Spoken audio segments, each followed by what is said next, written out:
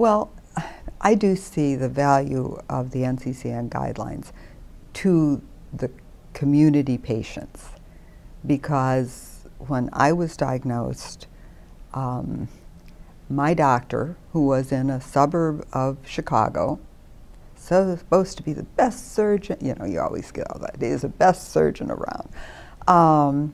And he gave me one option when I was found to have DCIS, and that was a mastectomy. Well, I worked in healthcare, so I knew to ask for a second opinion, so I asked for a second opinion on the pathology, because, you know, people were looking at me as this, you know, the second opinion. It's like, why?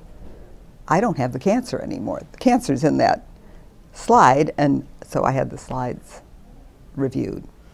And the pathologist that reviewed it said, I want you to send your slide to the people I send mine to, which is NSABP. So when they looked at it, they were just doing the research on lumpectomy versus mastectomy, and they said, you shouldn't have a mastectomy. You should have a lumpectomy.